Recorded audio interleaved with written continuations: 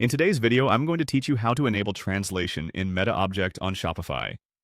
This process is essential if you want to make your Shopify store more accessible to a global audience by supporting multiple languages. So let's dive right in and walk through the steps together. First, you'll want to head over to your Shopify admin homepage. This page is essentially your command center where you have access to all the key areas of your store. Think of it as your digital storefront's headquarters, from where you can manage all your store's settings and configurations.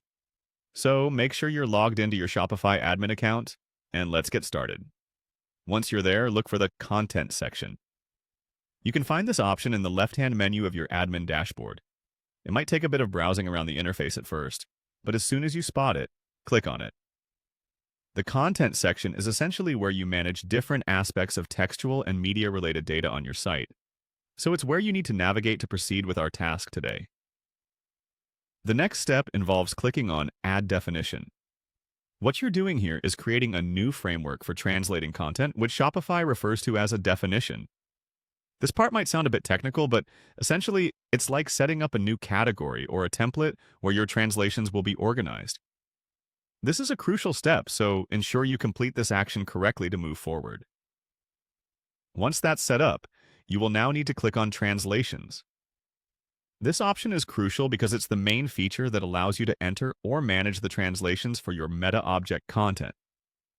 By clicking on this option, you're moving forward to the section where most of the translation magic happens. Keep in mind that without enabling this feature, your store will remain in the default language, which might limit its accessibility to non-native speakers. To recap, always start by logging into your Shopify admin. Navigate to the Content section to manage your site's data. Next, add a definition to create a systematic structure for your translations. Finally, use the Translations feature to input and manage the different languages you'd like your store to support. Each of these steps is designed to make sure your store can effectively reach an international audience, enhancing the shopping experience for customers who speak different languages. And that's all there is to it. By following these steps, you're well on your way to making your Shopify store multilingual.